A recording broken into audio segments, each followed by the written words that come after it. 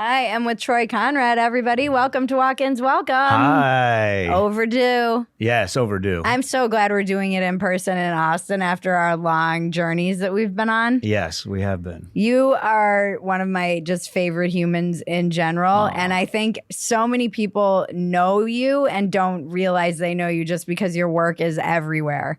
So very, very early back in the day, I think we originally met when I was doing the piece on Roast Battle for Playboy. Yes, that's right. Or we met around that same time. And Yep. you were doing all the photographs for, was it for the Comedy Store? Or were you just doing Roast Battle? I started doing Roast Battle, and then it sort of just accidentally, organically spilled into the Comedy Store because I went, oh my God. Like this, we're talking about like 2000, I want to say 2015. I was like, no one is shooting this amazing magic that's happening. I mean, Roast Battle was, at that time, was the most insane, amazing show. It was magical. Yeah, it was unreal. Yeah. And most people don't realize how incredible that was because I think that iteration of it lasted, the wildness of it lasted maybe 4 years. Yeah. And so it was amazing with all those elements it used to have. And it's still a great show. But back then to shoot it, that's how I learned to shoot well, is shooting like crazy action in low light. And that's as hard as it gets to shoot. Yep. Because there was so much going on. Yep. And it was like such a magical time at the Comedy Store after being like a bit of a lull at the Comedy Store, and it was weird. And then there was this massive resurgence, and it was so cool to hang out. And it was like another golden era at the Comedy Store for sure. Even just like the patio, you never knew who was going to drop in. I remember Chappelle came back when he came back and was doing sets for some of the first sets he did. And it was like just a wild time there too, because it was right around the time that Trump was like, he had gotten the election, and it felt so, I mean, I think John Mayer said it. It was like the church of free speech was Roast Battle. And then even I was thinking about what's happened with like Tony, and that shit started Tony's the king of comedy now. It started in the Belly Room. It started in the Belly Room. It was there the was like 20 same people. room. It wasn't even sold out in the Belly Room. It was like 20 people there. Yeah. And that guy showed up every single week after week. I mean, talk about dogged persistence. Never missed a Monday. Never. No. Never. And it was really just like you couldn't, it was like such a simple but brilliant concept. Yeah. You're like, this is basically an open mic. Yeah, it was like when you first saw it, you went, oh, is this just an open mic? And but then they not comment. really. Not really. It's like an open mic with like. Yeah. And then and he had that idea down from the beginning, and then it evolved into what it is today. Yeah. Selling out Madison Square Garden 2 nights within hours. Crazy. And we just shot the Kia Forum, the YouTube Theater. Yep. All these amazing shows. And so to see him from the beginning of this ride, I met him before he did Kill Tony, and, he was just this great roast writer and comic. Yeah. And now, I mean, it's unreal. But that persistence pays off. And I love that you said the golden era, right? Yeah. Because, you don't, it's like that movie, Midnight in Paris with Woody Allen, where they have this conversation like, no one ever knows when they're in this cool era. They only know way later. Yeah. When you look back and you go, oh, that was special. Yeah. So you don't always realize when you're in something special at that time. But around 2016, Rogan pulled me aside and he goes, hey, I just want you to know you're capturing a golden era of comedy right now. Of course, but we don't even knew. know it. He goes, we don't even know it. Like, we don't know what the future is going to bring. Cut to he knew. 2020. He seemed to know. He seemed to be a little Nostradamus. Knows. Yeah. And, now the pandemic happens and all that stuff.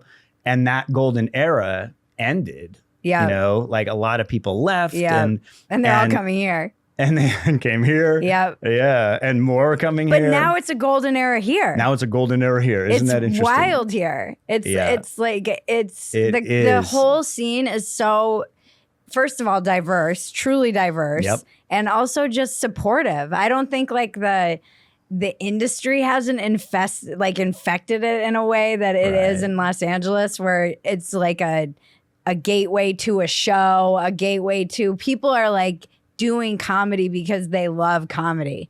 And it's not some segue into fame. They just really love, like they're doing it for the love of the game. It's so organic here. And now you have these guys who are doing so well here that they're doing these trips to LA and getting development deals. And, you know, this is what, do you remember Gary Garfinkel? I think he was alive. No. He was always at the store. He was really good friends with Polly, and he was like a development guy over at Showtime in comedy. So he's worked with Brad Williams. He was one of the most special humans ever. So he said to me, you can go. When I was on the road and I was going around the world, and I was like, I guess I'm just going to like give up on my dreams of stand-up, which have chased me always and forever. And he's like, sure, you can go to Australia and you're still going to end up in LA. It's like the business, the industry is still there. So no matter where you go, if you get successful, you're still going to end up back in Los Angeles. It's just like the nature of the beast. Yeah, it's where all the industry is. But if you want to get good at stand-up, this is the place. If you want to get good at purely stand-up, it's like Joe brought that here and made it where now people can actually just focus on that, and they're not doing commercial auditions and, you know, wearing a polo button up and, you know, and then I got to miss my set tonight because I got to memorize this thing, you know? Yeah. It's so much more focused here. Yeah. It's really, again, special. I mean, it's wild I took a break from it, and you took a break, right? I took a huge break. So tell me about how you got into photography, and then tell me about how you got into stand-up, and tell me about your break. Okay, yeah. So I started in stand-up in the 90s, and I started in Phoenix, worked my way up to, you know, going on the road as a full-time feature act mostly. There's nothing wrong with that, by the way. I'd be so happy with that. By the way, I would love that for myself again. Like, I loved the no pressure. I mean, it's the sweet spot. Yeah. There's no pressure. You can play. You do whatever you want. I liked it. I liked not having to, like, you know, memorize too much stuff and whatever. I love doing a half hour. Yeah. That was like my saturation point anyway. Yeah. So an hour's a workout. These guys make it look easy, but it's a workout. Yeah. And I had a blast. And then I started, when I moved to LA in like 2004, I started developing shows. And I just thought of them as, I'm going to do this like kind of like one-man show on the road. And I did this show called the Comedy Jesus Show, where I'm dressed as kind of like, it was at this time, it was almost like like Jesus coming back and saying, hey, everybody, you're on a reality show called Last Planet Standing. And if you fuck up, you're going to get eliminated like all these other planets. It's a slideshow. Like I'm like, here's the other planets that got eliminated. And, you know, and you can mess up too, or you can learn to get along, and you can, but it was a great show. I took it all over the world. And then I found like, oh, this is what I love doing. So then I started doing these hour solo shows, and then I created a show called Set List, and that became a TV show overseas in the UK and Australia. And that took me, so once that happened, that's like 2012, that took me out of stand-up for the most part, because now I was producing and writing full-time for these shows. What was Set List about? So Set List is where you walk on stage and you have no idea what you're going to say. And there's a screen behind you and it pops up with a topic on it and it makes no sense. And then you act like, the whole game is you act like that's your set list. Okay. And you get like 5 or 6 topics. Okay.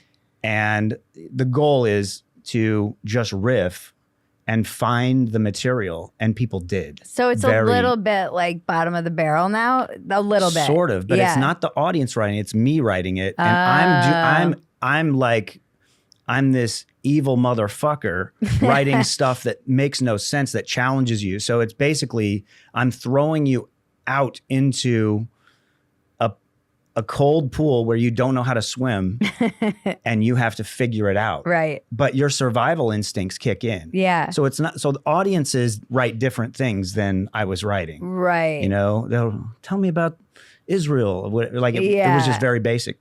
So, so I've had this foundation of loving improvised stand-up. That's what I did in my act. So I went, oh my God, I love experiencing that failure. I'm addicted to failure. I love failure. Yeah. So I wanted to bring that experience to other people, and it worked. And then it became a TV show. So it starred Robin Williams, it was Gilbert Gottfried, wow. TJ Miller, all these great comics. And, you know, we took it around the world. We did Edinburgh Fringe for 7 years. Wow. Yeah. I love that you say you're addicted to failure. Addicted. I love it. I'm it's doing this. It's so rare that people would be addicted to that. Most people are so averse to that. Even having like a little tot, it's just like teaching her that it's okay to fail. You know, it's they're so like, oh, I don't want to mess up. And it's like, no, this is fun. That's how you get good. Yeah. I figured that out early, that failure is the best thing you can do, because especially if you have like a natural sense of shame where you go, oh man, I failed. I want to get better at that. It's an inner motivation that it gives you, right? So like I have this new thing I've been doing is arm wrestling. I do this at the mothership. I do it everywhere. I arm wrestle guys who are way bigger than me.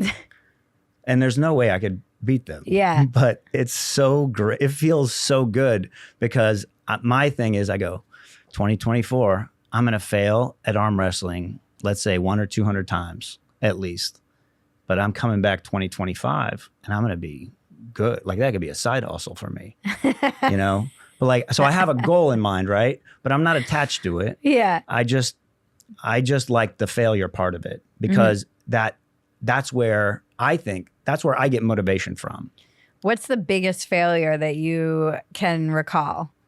Biggest failure? The biggest failure you've had that, I mean, as someone who's addicted to it, what's the one that stands out or what was the one that came to mind right away? Well, the first thing is like the big obvious thing. I was married for 15 years and that marriage failed. Yeah.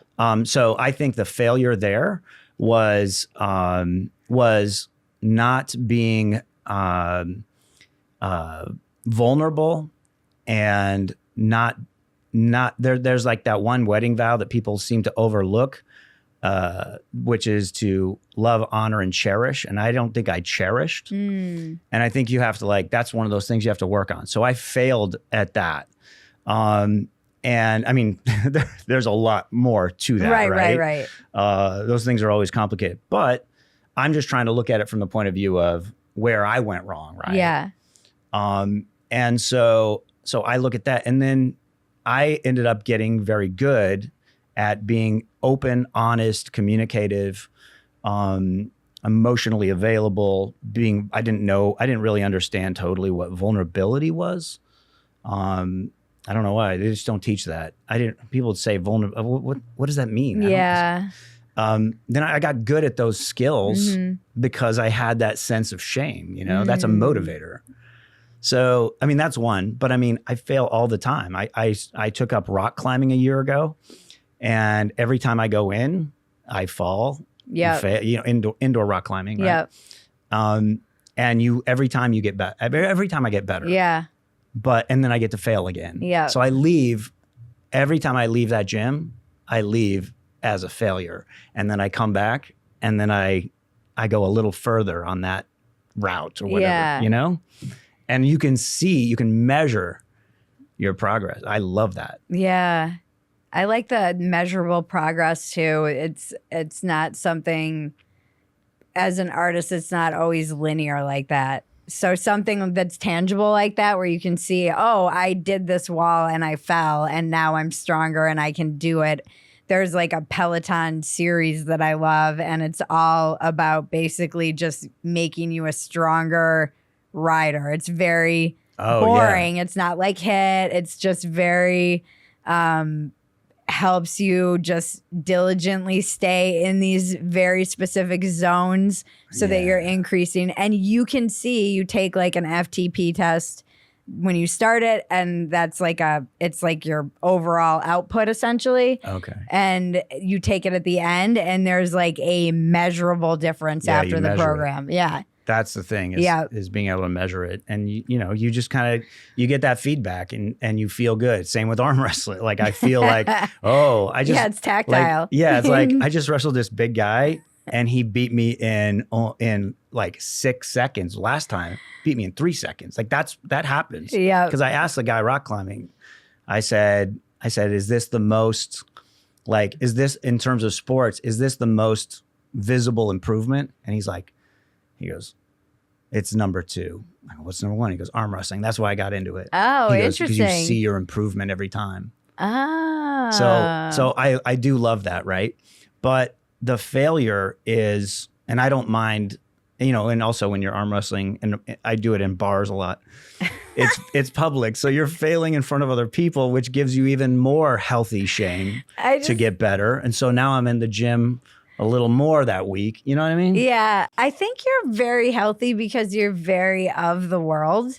You're not, and this strikes me with people in today's age, the more exposed you are to lots of people all the time, and you're constantly, because of your job, like in the world, your IRL is like maybe not even kids would say, the millennials would say, you aren't spending all day at a desk and online. So it seems like the people who have these tactile embodied experiences with real humans quite consistently seem to be a little bit more well adjusted and have a better perspective on just life in general, but also like the culture war stuff. That's my general, like, very broad stroke sense about this from what I can tell. Even people, being out in the burbs, it's like so many normies, but they have lots of kids and they're busy. They're like too busy to be super engaged in a lot of this stuff. So they seem just like overall more chill. Yeah. It's weird. There's definitely like 2 parallel worlds that seem to be existing. Yeah. You find something that you love and then you fail at it. Yeah. Right? And so that's why, with photography, you get to see your failure right there as well. Oh no, this shot turned out blurry. Oh no, this shot turned out overexposed. Yeah. I spent, it's funny.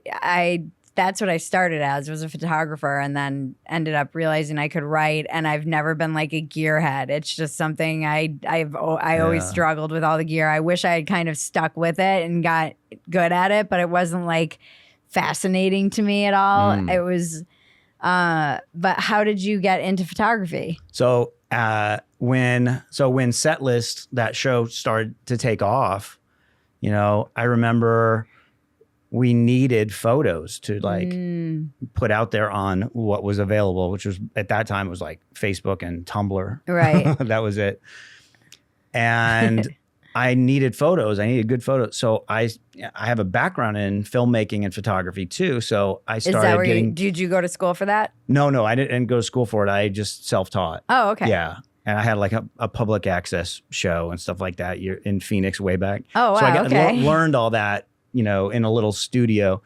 But with photography, I didn't know how to do these complicated things like shooting in low light. Yeah. Shooting movement in low light. It's very tricky. So I just started getting better at it, getting better lenses, which is everything. It's not about cameras, it's about lenses. And then it became something I liked. And my partner on Set List was Paul Provenza. And he said to me, and this is what sort of got me into photography, inadvertent. I looked back and I went, oh, that's what, he came up to me, he goes, hey man, he's like, your shots are really good. Like, he's like, you have a good eye. You have an eye. And I was like, oh, I'm just doing this for the show, dude. Like, but you do have an eye. No. He goes, you should should do more of this. Yeah. And I was like, I don't know. I was like, oh, that's for nerds, whatever. I didn't really think of it that way. And then you didn't think of yourself like as a nerd. professionally. Well, no, I was just like professionally photography. Like what? Yeah. You know, I remember asking my accountant when I started getting into it. I go, hey, does anyone? You have photographers, right? You know, it's LA. He goes, yeah, I have a lot of photographers. I go, do any of them make money? And he goes, no, none of them. They're all pretty broke. And then as time went on, he's like, hey, Troy, you made it. I was like, all right, the failure, all those years where he's looking at my tax returns. Troy, you made $11,000 last year. Yeah. How does that feel? Not good. Oh God. Not good. I could match you on stories for this. Oh, really? Oh man. Yeah. Like that. Talk about a big failure, right? When you see 11,000 on your tax return, you don't feel like you're about to get all the ladies. Yeah, I mean, I went bankrupt and got divorced in the same year. Okay, so I did that too. It was big failure year for me. That was like 2007, 2008, Okay. right when the like market crashed and everything. Oh my God. It wasn't because of it. It was timing, like my business, but it was Phetasy 1.0's first failure, and it was. I mean, man. But I think of like all the lessons I learned from that still play out in this iteration of Phetasy 2.0, where it's kind of never like Phetasy. We always like Phetasy isn't Phetasy. This is like our inside. Maggie and I constantly are like, Phetasy isn't Phetasy yet. We haven't killed it yet, but just like keeping up on the books and keeping up on all that stuff. Where like I was like, this was the death of me, not having a business plan, not keeping track of. And we go in now to our accountant, and he's like, you guys are in the top 10% of people who are organized, and it's because of my anxiety from that huge, massive bankruptcy that I went through. Yeah, it was so traumatic, and then the divorce on top of it was not great either. Yeah. Yeah, no, I get that. Yeah, my bankruptcy wasn't as much of a failure thing as it was a dog bite situation. And we both have dog bite situations. Yeah, we both have dog bite stories. and that it was terrible, but it was really terrible. But you know, that led me to a place of being very motivated. Like I had to sleep in a like a broken down minivan for a while. I remember this time in your life. You do? Did I tell you about this? Because I didn't tell a lot of people about this ever. But and it was a rough time. And I'll tell you what, that's another example of failure motivating. Like that's when that's the getting thrown in the water and learning to swim. Yeah.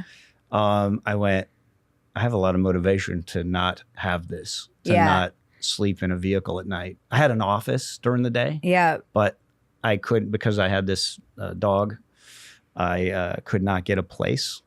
Yeah. So, so it was really rough. But that all motivated me, and that drove me to photography. So when I started shooting for the show, really everything was the Comedy Store. I showed up at the Comedy Store, started shooting. That nod from Joe was huge for me. And then Joe was the first person to buy a print from me. And I was like, I didn't even think about that you could do that. Yeah. Like he was like, hey, can I get this photo blown up and whatever? And I was like, yeah, I didn't know, what do I charge him? And oh my God, I don't know what to do. Yeah. I was calling people that I knew. I was calling Mike Carano, the photographer from the Improv. Yeah. I was like, what do I charge for? Like, I was freaking out. Yeah.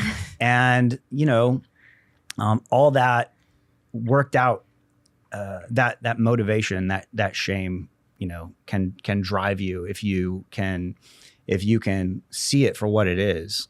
It's just a failure. I mean, it's hard though. So much of our worth is attached to these things, relationships and money. And, it can get very emotional if you allow it to. I can see why people, when they're going through these moments in life, like I remember It was the day my divorce was finalizing. I was going, and my bankruptcy was fine. Like, it was all happening at the same time. And I locked myself. I mean, right before I came to this interview, my husband was like, I hope you made it this far. And I'm like, I feel like that honestly a miracle. Yeah.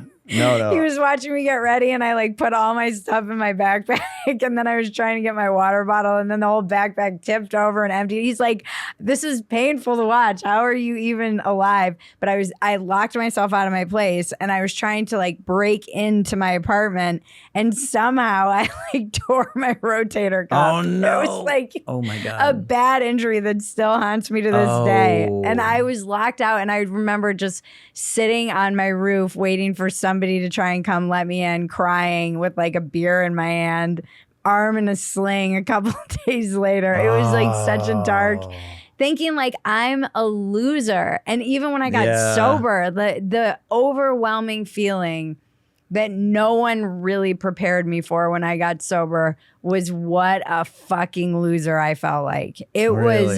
It was overwhelming. Wait, why do you feel like a loser getting sober? I don't understand. Because you have to look at all your failure that you maybe have been running from or hiding, or even though like I got divorced, and just looking at the status of my relationships, because you go through and you look at all of your, like the fourth step in there's a reason the fourth step in AA and 12 step like drives people out, because in order to do it, it's the first time you put pen to paper, and you have to write down, like the way my sponsor explained it was people, places, things that because resentment is such a big thing that drives people to drink. And it's like anyone or anything or any institution that did you wrong, or or how you think they did you wrong. How you think they did you wrong is what it is. It's usually not usually it's not an accurate even memory of it. No, because we made it mean something. Or it's like you have the same thing happen to 5 people, and every person has a different version of it. So it's just the way you remembered it. And memory is weird because your memories aren't. This is something a recent psychologist who came on my show was saying. Memory changes even from the position that you're in. So it's not a static thing where you take it down off the shelf and say, this is how I remember this. The way you remember something has to do with what position you're in that moment too. It's crazy. Everything is the meaning we attach to it, right? Yeah. Like that changes based on where you are in life. So you might remember a situation when you're down in the dumps in one way, and then 5 years later when things are better, the same thing might not be the same. You might not remember it the same way. Oh, yeah. It's wild. And so that is like all these emotions and, failure, I think being like also like where you are in the birthplace, where you are. I was like this straight A student who's the oldest of 5 kids, who had such high expectations put on me and therefore put on myself. And when I failed, I recently read we have behind my paywall this like new show called Another Round, where it's really just like the check-in that used to be on the end of Walk-ins Welcome. We just put it behind the paywall, and now we videotape it. And I found this meth journal that I wrote while I was on meth and read some of it. But I was like one failure, and it's like I basically would just like give up on myself. I mean, that happened multiple times throughout my life. So it's interesting to me to hear someone who's like addicted to failure. I'm like, where did this psychology come from?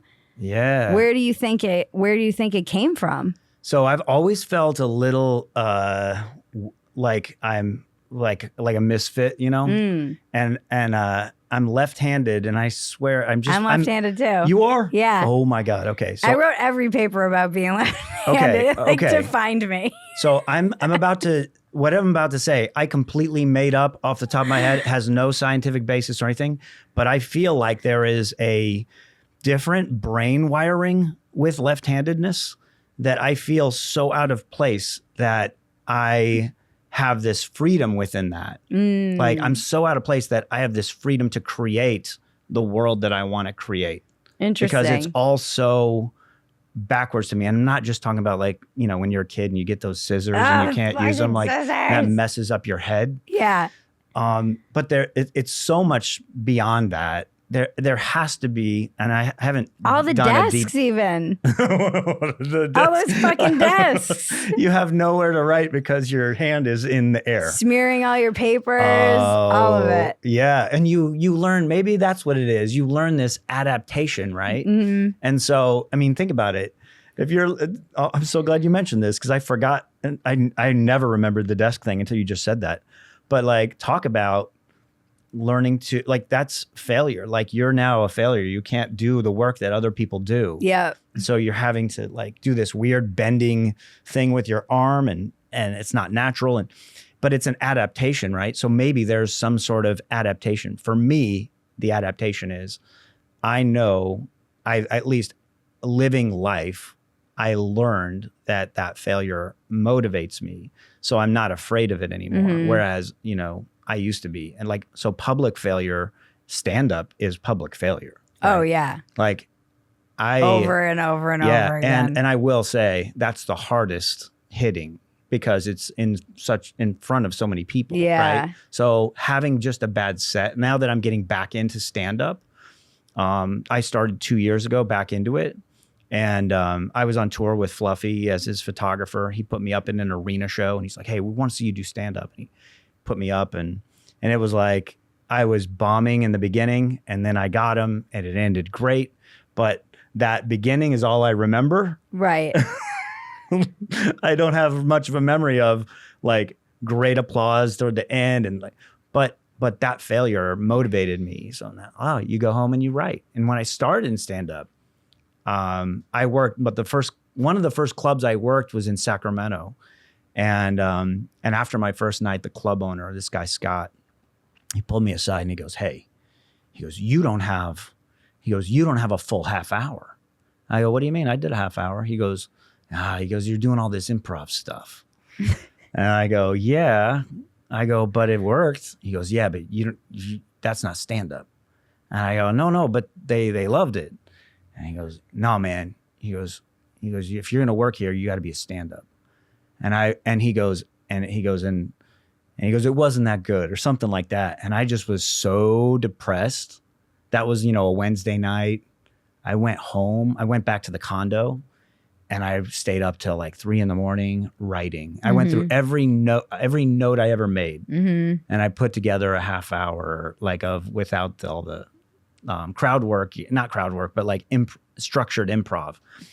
And then at the end of that week, he hands me this little piece of paper with 3 more bookings for that year.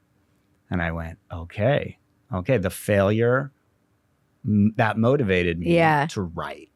So that's, for me, the only way I can actually accomplish anything is just to have more failure.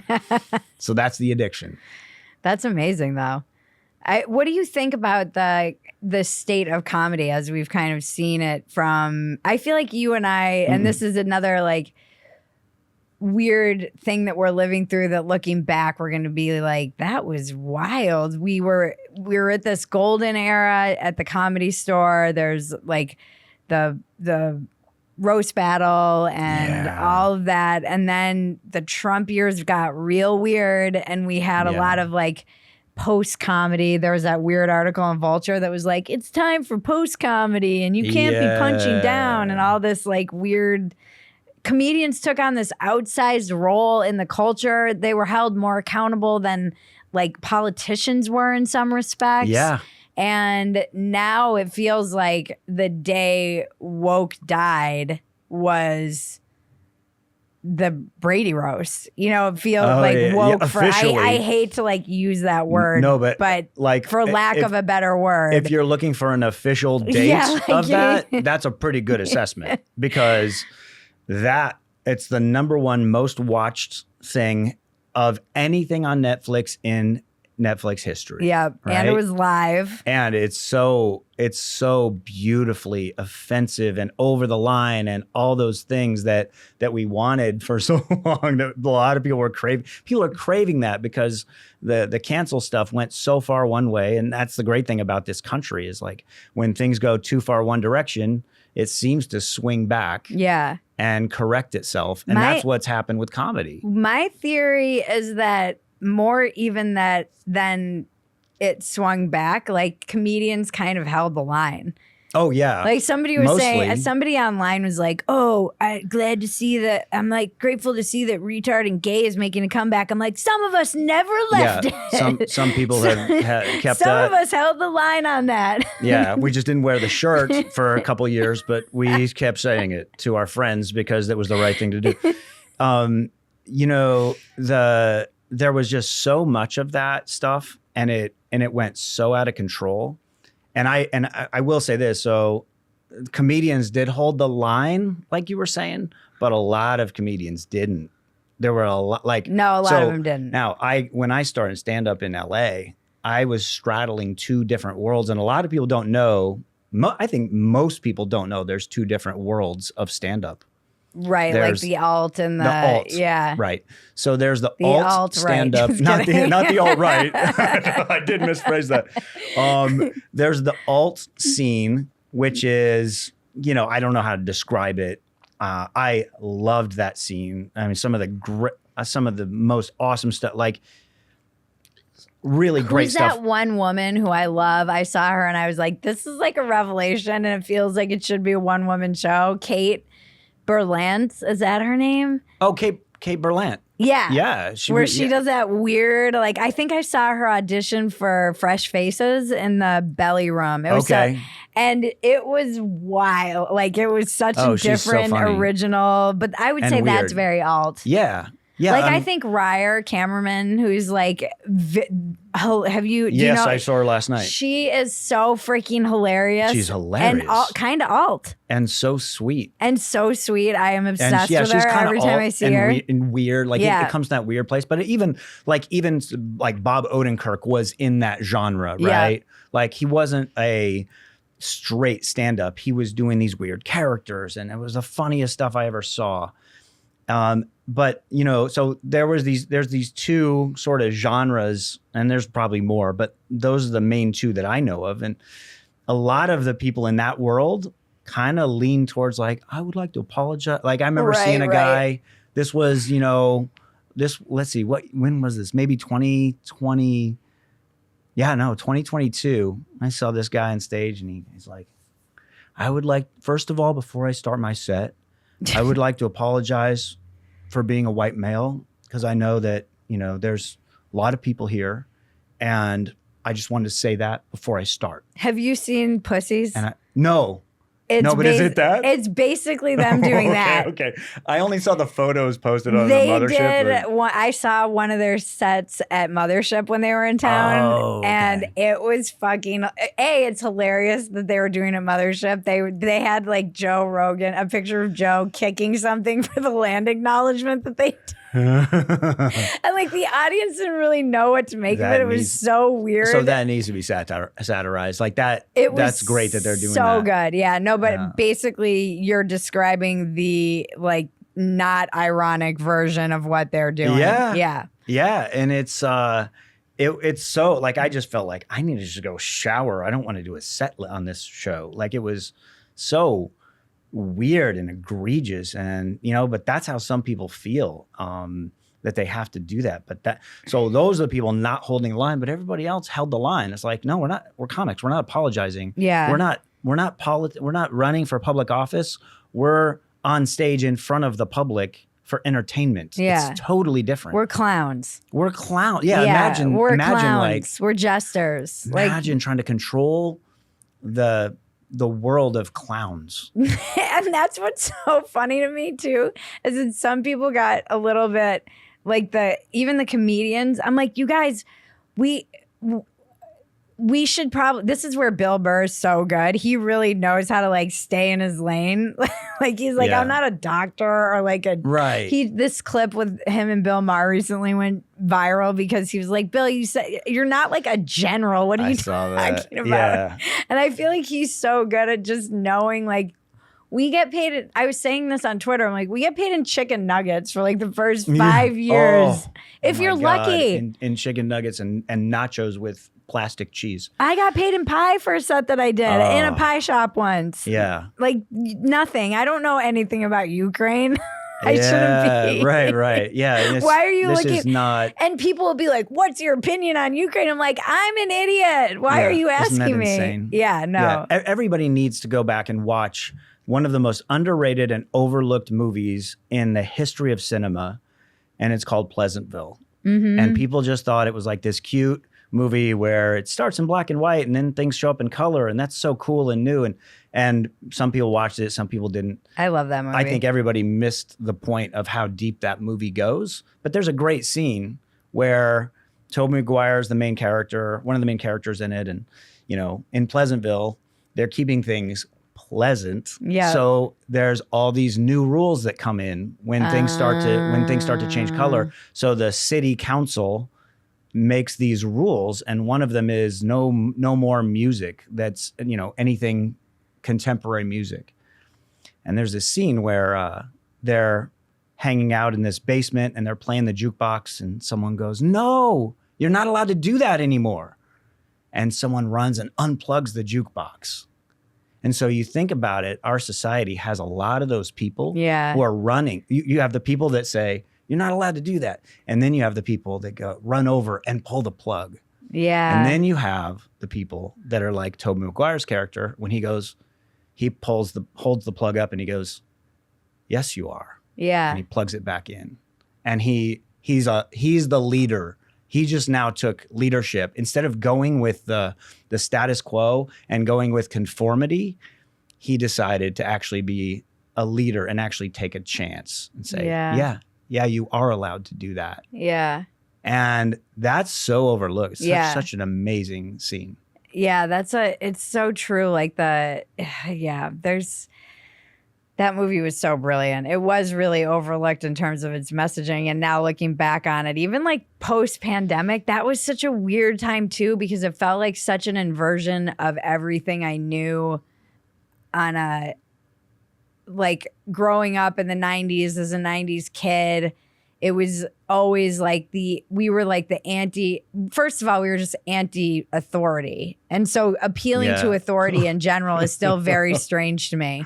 And also the left in general was more anti-authority and like anti-big pharma and anti-war. That was like the thing that I knew to be. It was like how I kind of, you see that's what it's wild to watch a little kid like organize the world, but it was how I had, the world was like organized to me. And then this pandemic came and it was like, wait, why are the Republicans are like anti-mask? That's so weird to me. And the people on the left are like, what is happening right now? My whole brain turned around. Yeah. When I remember seeing an interview with Johnny Rotten, I mean, one of the OGs of punk rock.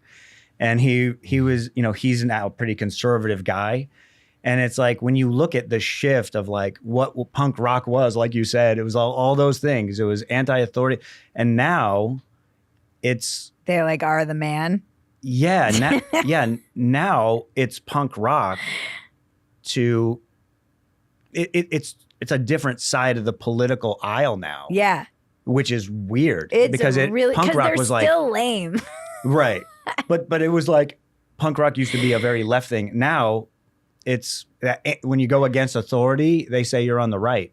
Yeah, it's weird. We need to start like a punk rock Christian. I'm sure it exists, like a punk rock Christian band. That's a good character. That's a good sketch. We believe in the Lord. Yeah, I think Shane Gillis should get on that. So I think Hollywood's been slow to follow suit on a lot of the because the kids these days would say like the vibe is shifted. And I think you saw that after the Brady roast and comedy is booming. I mean, just absolutely booming everywhere. And people are becoming comedians, I think, more. I mean, good luck to you all. If you're getting into this world, we're making it sound way better than it probably is. Yeah. We're doing it a disservice. We're like, everything's great. It seems like that Hollywood's still very in like the fear place around this. Yeah. The like, oh, we need to toe the line and whatever. But I think if Shane's show does well, everyone needs to watch it. I think if it does well, they'll be more willing to take more risks and stop Tires being on so. Netflix. It just got renewed for a second season, and it doesn't even come out for 2 more days. Oh, good. That's a good sign. Yeah. No, he's also brilliant. He's just a brilliantly hilarious person. Yeah. And when you look at like someone like that becoming one of the most popular comics in the country, and like, in the world, in the world, yeah, in the world, it's amazing because I mean, just that's the perfect story. That's the perfect metaphor for all of this. That's the guy who was canceled for some really stupid thing. That special he did here at the Creek in the Cave was so fucking good. Fantastic. It was so good. Even how he opens with his weird haircut and how he got his haircut and he was nervous and it was weird. It was so honest and it was so, and just again, really struck that tone of like, both, not to be like both sidesing things, but just taking the piss out of himself and left and right and everyone. Yeah. It's like that is our job as clowns, we're entertainers. We're entertainers, and this is the jesters. weird thing is like politics have become like these political commentators who secretly I feel like want to be comedians, but they're pundits. Yeah. Which is why I got back into stand-up because I was like, I don't want to be a pundit. Right. And I don't want to be like a failed comedian because you'll often see like failed comedian. I'm like, I would rather be an actual failed comedian than like a successful pundit. I need to like get out. I need to go back because comedy gives me so much joy. I recently opened for Landau and like his audiences he's first of all one of the, I think probably the best comedians in America right now. He's one of my absolute favorites, and I tell him this all the time. He absolutely kills. He's been doing it for 20 years. He's good at act outs. He's good at crowd work. Amazing at actual crowd work. At real crowd work. He's good Dave at Landau. He's one of my all-time favorites. And he's been coming in a lot to the mothership and coming to Austin and doing shows, and I love it. Yeah, and he's doing these sketches up at the Blaze, and I got to be in one, and I was like, this makes me, and Matt McClowry is his feature usually, and also works on him with him on sketches, and Matt's just like also a killer, just weird, just such a straight stand-up, like these guys reminded me of why I got into comedy.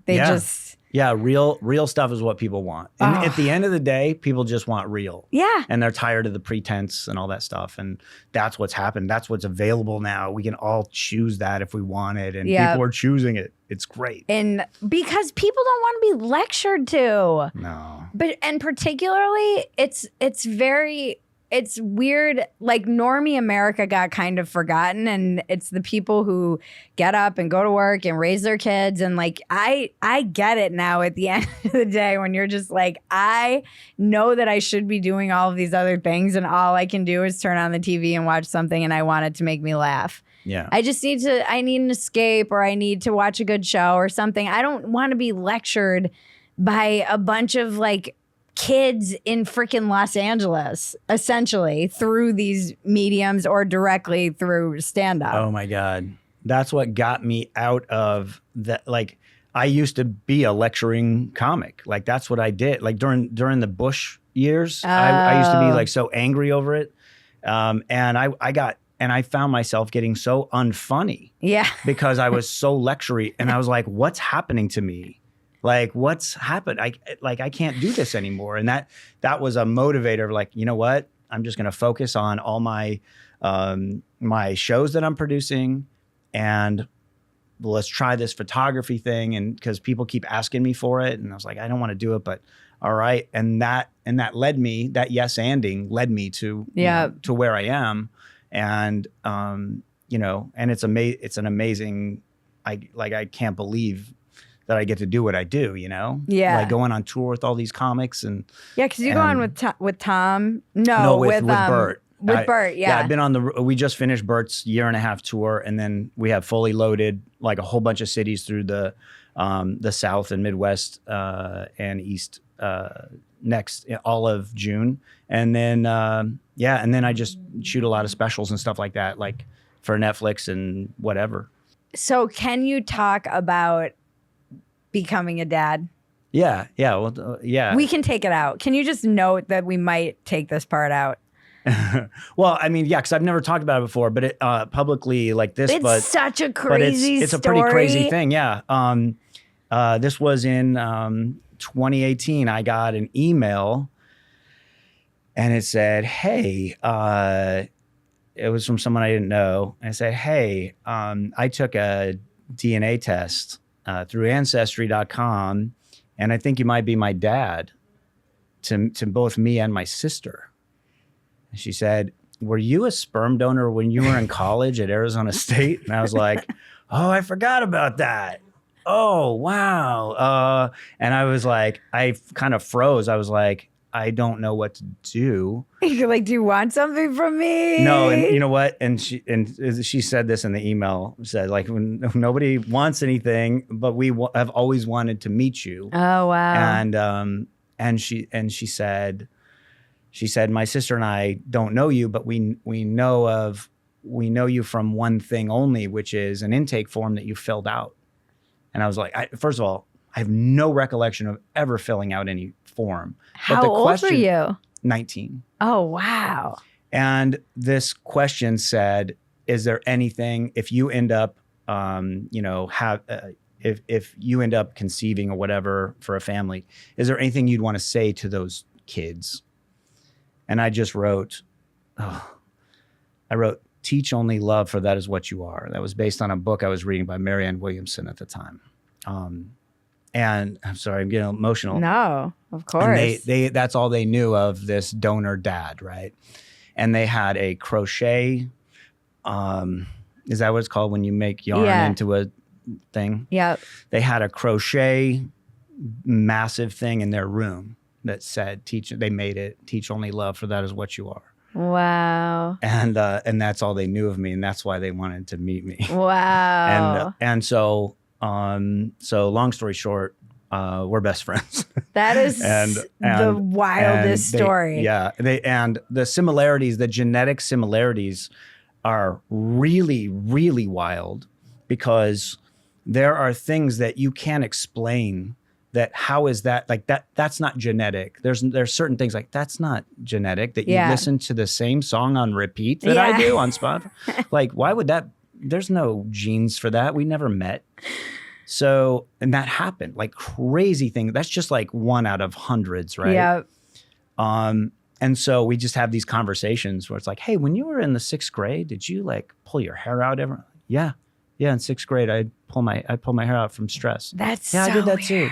6th grade, like crazy that unravels, that our DNA somehow can contain that, and then little alleles get triggered the same way, same environment, good parents, whatever, and then that comes out. Wow. And they have absolutely amazing parents. Yeah. And so I was hesitant to even respond, because I went, am I going to interfere with this family? And so and this was the part that made me like break down crying, because I never heard someone say this before. But in the email, she wrote, "My sister and I had a happy, untroubled childhood." And I was like, I fucking started crying reading this email. I never heard someone say they had a happy, untroubled childhood. Yeah. We're in the world of comedy, Bridget. Yeah, I know. I mean, there would be no comedy if it weren't. Yeah. But it turns out lots of people do. They have my sense of humor. Last year on Fully Loaded, so one of them is in New York and came out to one of the Fully Loaded shows with Dave Attell, and I said to her, I go, "You really want to watch Dave Attell?" I said, I go, "It's in your DNA to love Dave Attell. I'm telling you this." And she watched the whole show. It's like it's everybody, great comedy. She's like, "I love the whole show, but you were right about Dave Attell." Yeah. Like, she goes, "It just felt like the right comedy." Yep. So as I'm so close with them, but I said, your family comes first. Yep. I never, time-wise or any other way, want to interfere with your family. Yeah. And if you're okay with that, cool. And that's how it's been. We go out for drinks, and we have these amazing conversations. And it's just like this unreal it doesn't feel real. What a like crazy miracle though. We like I have no kids, like and all of a sudden- completely gifted miracle to Yeah. happen. Yeah. So wild. Yeah, it's really it's just sort of hard to still absorb. Yeah. Like, so 2018, it's been 6 years, Yeah. and the email was on National DNA Day. Wow. And so April will be 6 years. That's And, so wild. Yeah. I'm just like, I love this story. What a gift. You know, what a gift. random, These strange gift. amazing girls with amazing parents who Yep. actually, like, they brought them up without television. Do you know how hard that would be to do as a parent? Think of the workload that you're putting on yourself. Yeah. So brought them up without TV because they cared, and they brought them up with real values. That's crazy. No television. How do they feel about it now? Well, now they like have caught up on some things, but like there are certain references. Like you go like, yeah, remember that one in Seinfeld? No, I didn't see that. Oh, I missed Seinfeld. It is weird how out of the like stream of culture you are with because this is a weird thing about having a toddler. You're like, you know, the parents who don't have kids are always like the best parents, and they'll be like, oh, no screens, blah, blah, blah. And you're like, okay. But you also don't want them to be like incompetent with screens, and you don't want them to be out of the stream of like, we grew up with some kids who didn't have TVs, and they were like strange a little bit.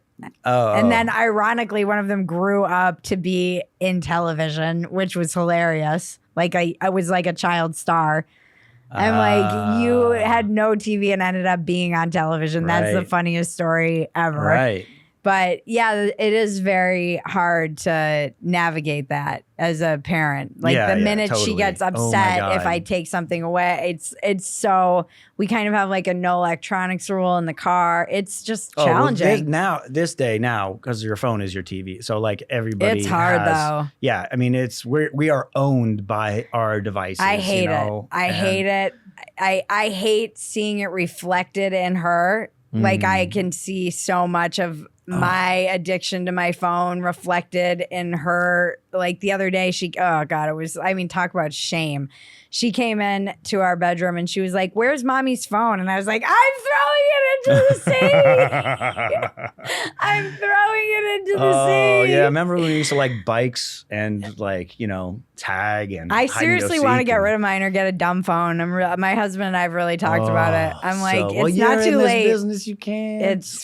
There's got to be a way. There needs to be something. And everybody's like, oh, you need to be accessible now. I'm like, maybe this is my new kind of plan that I haven't instituted yet, but it's something that I was thinking about. Maybe I just like institute business hours and I only keep my phone, like I'm only on, and then it's like, my husband's like, okay, what are you going to do when you go do comedy? I'm like, well, those nights. He's like, okay. So from 9 to 5, you're going to be on your phone. You're allowed to use your phone, but then all the time around, like it's really hard. We've put ourselves in a situation where we can't get out. It's bad. Really. Yeah. We're so deep now. It's like, forget it. No. Like even there's got to be a way. Because Ari Shaffir did that. And he has his, whatever. Dumb phone. Yeah. Dumb phone. Yeah. But I think he still goes back and does the smartphone sometimes. I could be wrong. I feel like he's always using everyone else's smartphone when he's around them too. He's definitely doing that and putting it in his pants and stuff. This is like the person who doesn't smoke who's like, can I have a cigarette? Every time you see them, you're like, just smoke again, please. Yeah. At the Kill Tony show and at the Kia Forum, he came out with a Kobe Lakers jersey. Oh yeah, I heard about this. You heard about this with it cut out for his dick and penis and balls. Yeah, hanging out, and then he was taking people's phones and rubbing them in on his dick and getting it back, and it was extremely funny and ironic because he doesn't use that phone. Yeah, that's why he was doing it. Yeah, exactly. Oh yeah, you're right. He's like, take these phones. He's showing maybe you won't use it ever again. Yeah, he might be right. And when it comes down to it, maybe we should all rub our genitals on our phones. Yeah, maybe everyone. Well, I don't know. You know what? I don't know. But it's been tested. Yeah, no, it's so hard. That's crazy. I know. I think about this a lot. I'm like, how do I manage this? I don't know. I feel like I'm failing, but who knows? Probably in some ways, in other ways. There's this meme that goes around and on Instagram, and I get it all the time because I'm a mom of a toddler and my phone knows more about me than anyone. And it's like toddlers can't like tie their own shoes, need Velcro, toddlers in front of a tablet. And it's like the Minority Report where he's like in front of all this screen. It is actually true though. It's wild. Yeah. It's so intuitive for these kids. Yeah. It's crazy. It's hard too. Like she has grandparents, so she's always FaceTiming with grandparents. And the other day she was FaceTiming and then just like swipes away a notification. I was like, where'd you learn how to do that? Yeah. Yeah. It doesn't matter. They're internet ready. Yeah. She's going to have a podcast in 2 days. Yeah. She always comes into when I'm like recording and she wants to put the headphones on and use the mic. I'm like, oh no. You think about that? We might be just in the future, just a podcast only society. We manufacture and create nothing, but it's just podcasts. Like, where does the money come from? We don't know, but everyone seems to be doing crypto. Okay. Yeah, it's all crypto. And by the way, the show is brought to you by the Phetasy backpack, now available in the merch store. Phetasy backpack. I love the Phetasy backpack. It's really cool. You brought yours in. That's why I mentioned it. Yeah. You were mentioning too, like all the different cults and religions that you've been a part of. Is that part of your like failure? No, that's not part of. No, or- that's part of failure, but maybe part of left-handedness weirdness. Since I was, we should start a left-handed cult. we should start a left-handed cult. You know what? No one's done that. No. Justin, are you left-handed? Okay. Okay. Well, Is she? Rebecca She can is. join our cult. Rebecca is Of left-handed. course Okay. she is. So like, She's one of us. yeah. I got, when I was maybe 18, I grew up, I think I got too heavily by my own desire into church. And when I was like 12, and I think when I was 18, I got into college. I was like, oh, I want to know what else is out there. Mm-hmm. So I made it a point to go to every religious service that I could get into. Wow. Didn't matter what it was. So Jehovah's Witness, Mormon Church, you name it, I've been there. And I wanted to see what it was like. And I want to see, are these people as weird as everyone says? Because, when you grow up in one thing, Yeah. everyone else is an other. Yeah. It's like... Did you grow up in one thing? I grew up, my parents sort of, brought me to church, but then I think I got more into it than they did. Oh, right. So they That would stopped be going. so weird. And then I was like, I want to go to this Christian school for junior high. You started a Christian punk rock band. I started a Christian punk rock band, and the rest is history. So I went to everything, and Called and the Hand of the Devil. Yeah, and it didn't matter if someone said it's a cult. I'm like, that just makes me want to see it more. I want to see if you're lying. Yep. Because everyone makes up shit about things that they haven't been in. Yeah. And that's what I learned, where people are really full of shit when they talk about a thing that they haven't had an experience in. Yeah. So if I'm going to talk shit about Scientology, which I will do, I want to have the foundation of knowing what it's like from the inside, you Right. know? And again, I was also really young when I did it, right? But and yes, it is by definition a cult, and it's very dangerous financially because they can suck you in, and they are very, very good at all that stuff. But I also will, being honest, the technology that they use is probably stolen from every good psychologist and psychiatrist and philosopher. The programs that they put Profiler. together, what's that? Profiler. Yeah. Yeah. They it's amazing Yeah. technology, but it's like even if you're a billionaire, you can't afford it because they're going to get that money, like eventually they're good at I it. will say I've been working on, it's not even a bit. It's like something I should just do for like the internet or something. But I was watching the Tom Cruise, that video he put out when he was doing all the stunts with with the motorcycle, and then he launched himself off, and then he parachutes for Mission Impossible. I'm like, 5. this motherfucker makes me believe in Scientology. Like, what is going on with this fucking religion that he thinks he can do that? You're right. I guess not even thinks, knows with all certainty, and is like, I didn't like that camera angle. Let's go again.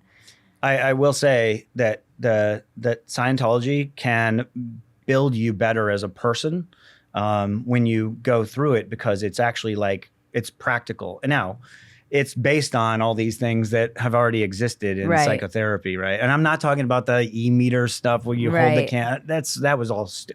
Even then, I was like, this is so stupid, and these guys are full of shit. So that aside, I'm talking about the classes that I took. Right. I never went deep into it, but I did a bunch of classes, and I learned things that were valuable for my life to this day.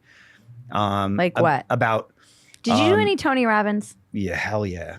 I did everything. Okay, Tony Robbins. Hold the Tony Robbins side. Go on about the valuable lessons you learned from Scientology. Okay. So I learned about one of the big principles is the reactive mind. So you do exercises that make you less reactive, but you do it. It's very similar to Meisner training and acting. If you know what Meisner is, you're learning to be in the moment. Right. That's all I'll say, because it's very complicated. But we did these exercises where you would kind of like, there was part of it where you're insulting the person in front of you, and they're insulting you, and you learn to not react, because that's an emotional reaction. So when you have control over that, when you learn a new level of emotional regulation, it's pretty valuable. Now, can you do that without joining Scientology? Yeah, you can. You just have to find, how to do that. But I found that just one of the most valuable things to this day. Yeah. And then there was a thing where you're sweating a lot. I learned to, like, during exercise, sweating a lot more than I would usually, because their theory was it gets all these toxins and probably thetans out or whatever it is. But I just did it for the health benefits, and it turns out that's a good thing. Yeah. But anyway, that was great. So I went down. I'm like a seeker like you too. Maybe it's the left-handed. Yeah. That's funny. My quote from today, my little like reading in one of my books that's in my house, just there's like daily readings. It was all about how I'm going to have my husband take a picture of it and send it to me so I can send it to you. But it was all about being a kind of seeker and how can you not if you don't take risks. And I've definitely gone down some rabbit. Scientology always scared me because when I was living in LA, I had a friend and I was like 19. And he had a roommate who got into Scientology, ended up going insane, said like drew some picture of him and his brother and said that they were after him. He threw all my friend's stuff out on the street and lost his mind, moved home. And then like the picture that he drew of him and his brother crashing into a tree came true weirdly. Like it's a really fucking weird story, and enough that I was like, I don't know if it was Scientology or what, but I do know that they were like constantly bothering him, and they were like, when are you coming back? So like, I had that, right? Yeah, and it drove him insane. Yeah, and that he will went, drive you insane. Yeah, he went crazy. I think it probably, it's like, as my very rational husband would say, it also attracts crazy people. So yes, he's like, it's not necessarily that they caused this, but yeah, it was very weird. True. So I always was like, I'm going to keep myself. That kept me at, I probably would have been into it had that very early formative memory of the religion. It seemed like something that I would, but I was like on this weird cult that I wrote about, and it was like a ashram in Australia that I was at for like 3 months, and oh my gosh, or maybe not 3 months. I probably felt like 3 months. It was probably not even 2 months. So yeah, I've definitely been like a seeker. And I think there's Tony Robbins is someone that I've always been weirdly obsessed with. That's like one of my biggest gets for an interview. I'm like, you did an interview with Tony Robbins? No, it's like if I had my dream list of people, it would what Tony's like at the top, because I've had very little, just what I've taken in of his has always kind of stuck with me, particularly one thing that came up recently because I started horseback riding again. And I only took one lesson again, and this woman was very kind to let me come and take a lesson, and the horse was so great. But, you know, she was like, look towards where you're turning. And it reminded me of something Tony always says is like, you have to look in the direction you're headed. Don't look towards where when you're spinning out in a race car, you don't want to look towards where you might crash, even though that's your default. You want to look out of the spin out and into where you want to go. Good life lesson. And I was like, oh, that always stuck with me, Tony. Yeah. But I do also want to do a documentary where it's like, what happens to all these people who go to these things? How many of them are successful and living their wildest Tony Robbins dreams? And how many of them just regret the money that they spent on it? Yeah, no, I mean, I always had a good experience with those workshops. Did you go to one of the like in real life ones? Oh yeah, totally. Oh my God.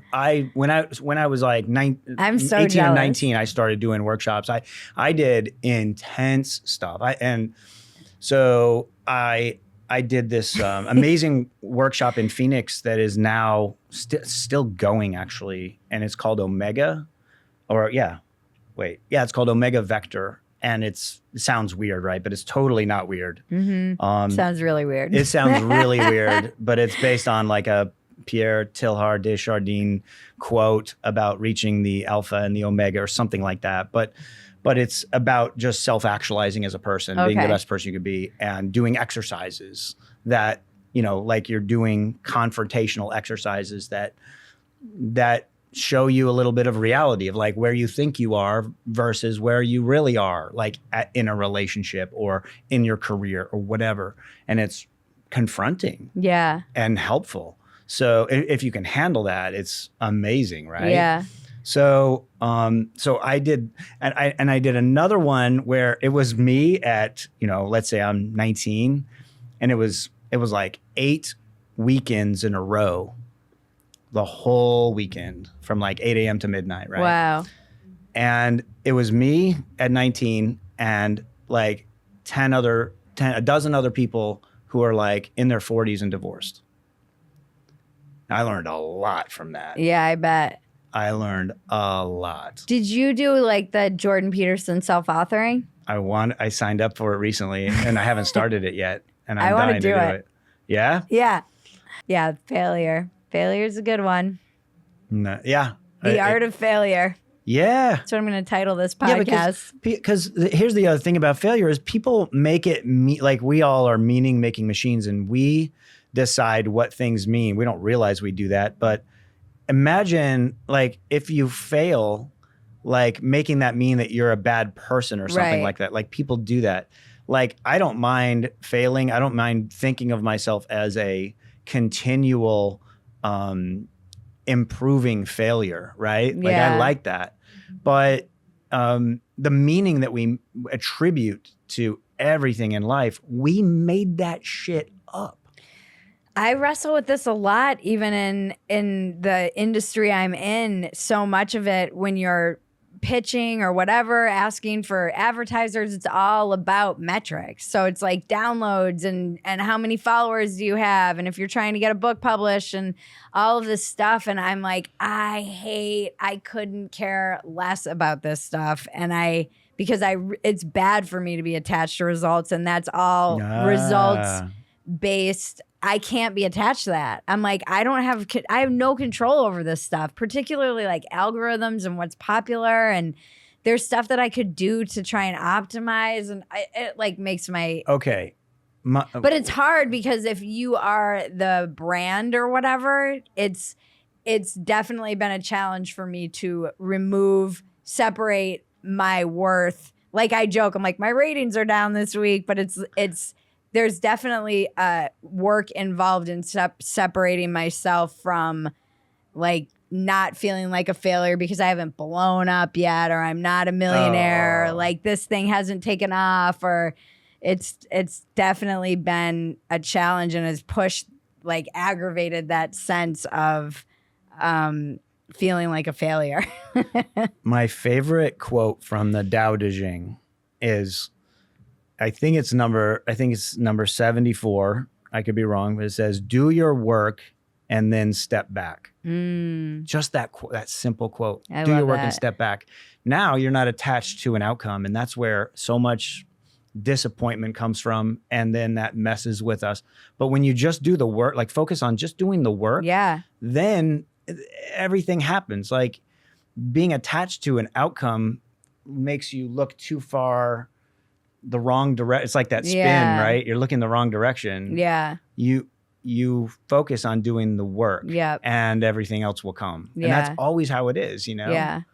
Like consistency. Yep, it is. Yeah. To circle back, Tony, I just look at like that consistent, dogged ass motherfucker, just week after week after week. Never misses a week. Never misses a week. And because of that, he's been rewarded. And but he also believed in himself talented, and was confident. Believed in himself, confident. Yeah. People give him shit for having like a lot of self-confidence. But don't we all kind of want that? Yeah. Like he's amazing with that. And he's actually gotten to be very nice to people around him as his career has gone. Like, you know, as I've always had a good relationship with him. He's always been good to people, but has gotten so much better at that. Yeah.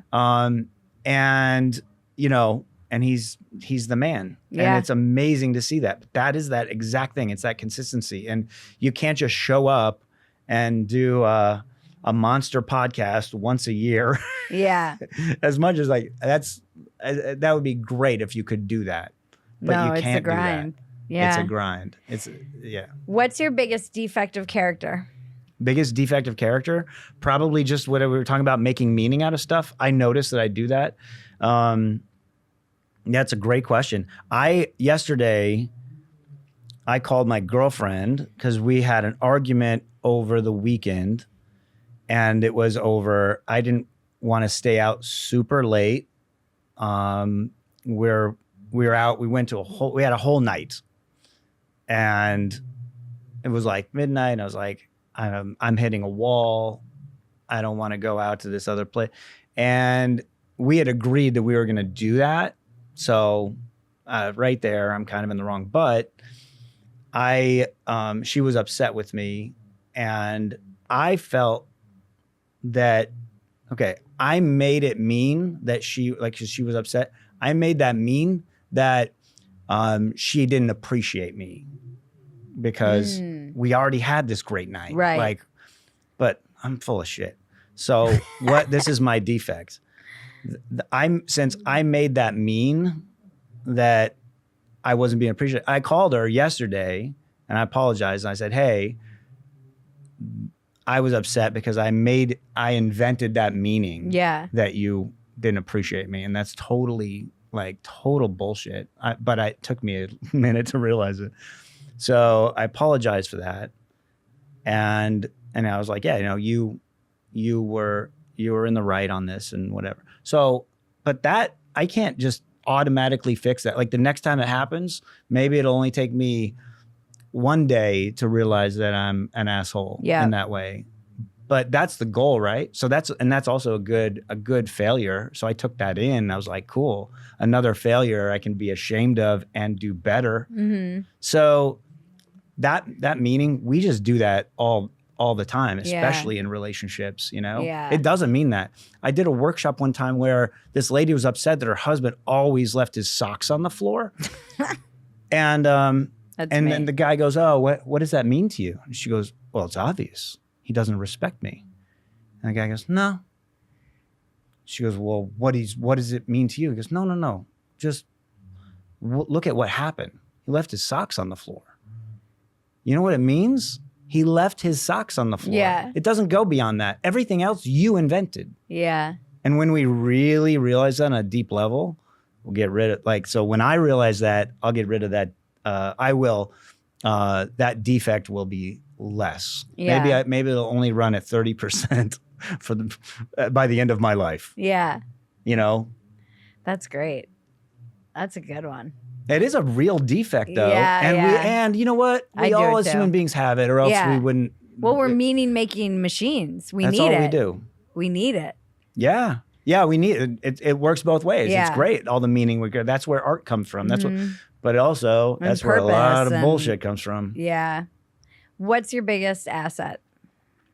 Creativity and applying it, and looking at looking at something and seeing something that isn't there, in terms of a shot or whatever. Like I just was outside before we started the podcast, and random thought popped in of a photo idea, and I went and I put it in my voice memo. I was like, I'm gonna do that shot. It involves a confetti cannon, but in a way that no one's ever used one. Okay.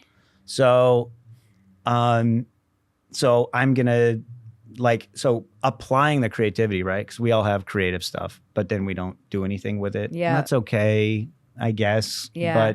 But I learned early on that when we're gone from this world, the only thing left of us that exists is our stories, the stories people have about us, but people die. So those stories will be gone if they're just like, oh, remember this person did. The only thing that remains is what we publish. The only thing that remains is the stuff that's out there. Podcasts, books. Yeah. That's it. I'm so glad, hopefully, if the grid doesn't go down and whatever, society remains stable, Right. that my daughter will have like all of this stuff. A whole world. Yeah. Yeah. Like a whole series of many things that she can watch. I envy that. That's amazing. Yeah. Yeah. A whole body of work that she gets to know you on a different level. When she's older, you might be gone, Yep. And well, more than likely, since I had her in my ancient years. Oh, right. Yeah. So, we don't live forever. No. But the stuff that we put out there does live forever. Yeah. At least weirdly. And I've also lost entire bodies of work completely scrubbed from the internet, disappeared. So it's weird. It's like, I know this. It's a weird dichotomy of it lives. They say the internet never forgets and you can drag things up and you can find them, which is true. But I've also had entire bodies of work. My first website, literally the server I called my web guy who was in Puerto Rico and he's like, oh, it just they went to France. I'm like, what? The server of my website's just in France smoking a cigarette at a cafe right now. Right. Like what? The whole thing was just gone one day. So the internet is not as reliable for that stuff. An EMP could take things out. Yeah. And a fire can take out books. But there's still a chance. There's still a chance. But putting that out there is our only chance of living forever. Yeah, we always, and now with AI and all this stuff, people who have been really anti-AI are like, oh, I'm using it to transcribe entire interviews. And I was interviewing this one guy and he's like, we're downloading every talk that I've ever done so that I can kind of automate a lot of this. I was like, this is fucking bonkers. But it is like that Black Mirror where you're going to be able to just download all of your online into a hologram and be going up to the attic to talk to mom. Oh my God. It's so weird. We don't even know. Yeah. We're living in the very basic. This is going to all seem very, it probably will be like a land of podcasts. It'll be a land of just podcasts. And oh, this has been so fun. This has been a blast. I love you so much. I love you. You're one of my dear friends, and I'm just so happy to see you all. I love that you come here all the time, and I get to see you. And I just love seeing your shots are amazing. Everyone should follow you. Where can we find your work and you on social media? Oh yeah, the only thing I really use is Instagram, and I'm Troy Conrad I added an S at the end. And go to the mothership and Troy stuff. Conrad's, Your shots are often featured there. Shoot a lot at the mothership and shoot a lot at the Hollywood Improv and then on tour with Bert, with Joe Coy. Joe Coy's special is coming out. I just shot that. It comes out on I think June 4th. So yeah, it's a fun world. It is a fun world. And we just started this touch grass challenge for the summer because I want people, even though it probably goes against my own business model, I'm like, this might not be great for my business, but I think it's important for people. And we're launching it this weekend or so. We've already probably launched it by the time this goes out. And it's the go sign up for our newsletter and you get the Touch Grass Challenge. And you basically, it's like a little kind of list of things to do over the summer. It's like go to an improv, go to see some theater, go to a stand-up comedy, go see live music, one classical and one modern, go to a museum. Just like I want to just list of things for like people to check off and share on my social media and on my at PHETASY.com. I'm going to start threads for people to post pictures and have it be like, I want people to be embodied, you know, like especially going into the election season. I'm like, let's get out and see each other and art and humanity and volunteer and nature. Yeah, I love it. We need to shore up. Yes. Shore up our defenses. I love it. Oh, I love you. Shore up and show up. I love you too. Thank you so for having much. me on. Thank you. And it's always great hanging with you. I'm glad you got to do it in the form of a podcast because that's the future. Yeah. Where it's going to be a podcast society. Love that. Thank you. The check-in with Bridget and Cousin Maggie can now be found at PHETASY.com. It's been titled Another Round with Bridget Phetasy, and it's now in video. This has been Walk-Ins Welcome with Bridget Phetasy. I'm Bridget Phetasy, and you're welcome.